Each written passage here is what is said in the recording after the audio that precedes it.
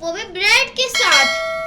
سو یہ بنانا ہے بہت ایزی ہے, کھانے میں بہت ٹیسٹی ہے. اس کو بناتے بناتے بھی ہم کو بہت مزہ آئے گا. تو چلیے میں آپ کو اس کے انگریڈینٹس بتا دیتی ہوں. سب سے پہلے ہم یہاں پہ اس کی سوس ریڈی کر لیں گے. 4 ٹیبل اسپون یہاں پہ ہم نے کیچپ لی, ہاف ٹیبل اسپون بھنا ہوا یا کٹا ہوا جو بھی آپ کے پاس ہو وہ زیرہ آپ ڈال سکتے ہیں.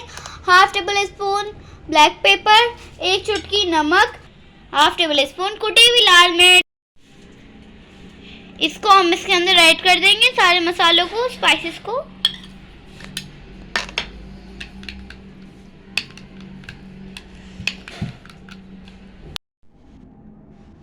ایک چٹکی میں اس کے اندر اوریگینو ایڈ کر دیں گے. اگر آپ کے پاس ہو تو آپ ڈال سکتے ہیں, اگر آپ کے پاس اویلیبل نہ ہو تو آپ نہیں ڈالیں. اس کو آپ اسکپ بھی کر سکتے ہیں. اس سے ہماری جو پیزا کی خوشبو ہے وہ بہت اچھی آتی ہے. تو ہم نے جو اپنی سوس بنائی ہے وہ ہم اسی طریقے سے اپنی دونوں سلائس پہ لگا لیں گے.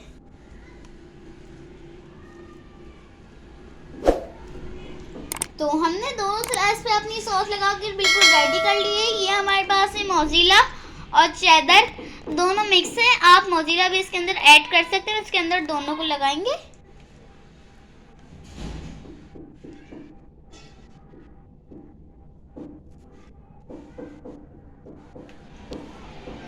تو آپ دیکھ سکتے ہیں ہم نے اپنے دونوں سلائس میں چیز ایڈ کر دی. تھوڑی تھوڑی ابھی ہم نے ایڈ کری, بعد میں ہم ایڈ کر دیں گے.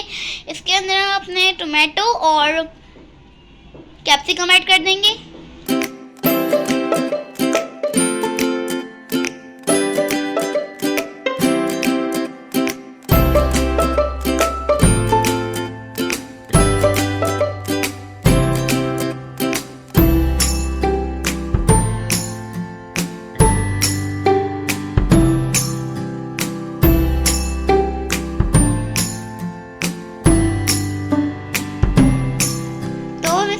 واپس سے چیز ایڈ کریں گے. ہم نے اس کے اندر چکن ایڈ نہیں کری ہے تو ہم 2 بار چیز کی ٹاپنگ کریں گے.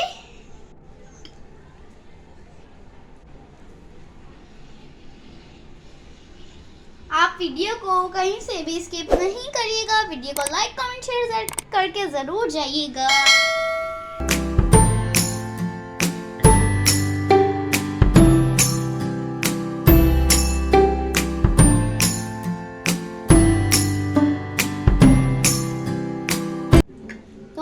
دونوں سلائس پہ 2 بار چیز کی ٹاپنگ کر کے بالکل ریڈی کر لی ہے. تو اب اس کے اندر تھوڑا سا اوریگینو واپس سے اسپرنکلز کر دیں گے.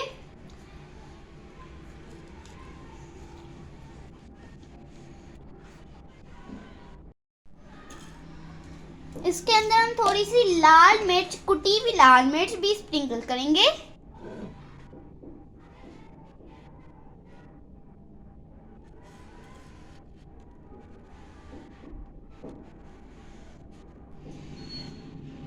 تو اب ہم اس کی کوکنگ کی طرف چلتے ہیں. ہم نے اپنا فرائی پین گرم ہونے کے لیے رکھ دیا ہے. اس کو تھوڑے سے آئل سے گریس کر کے اب ہم اس کے اندر اپنی سلائس ایڈ کر دیں گے.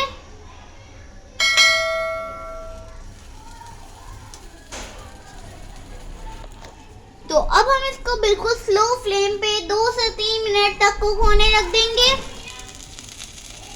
تو ہماری پیزا بریڈ بن کے بالکل ریڈی ہے. اس کو ہم نے ڈھک کے پکایا تھا 3 سے 4 منٹ. تو چلیے اب ہم اس کو نکالتے ہیں. اس کو فائنل لک پھر آپ کو دکھاتے ہیں.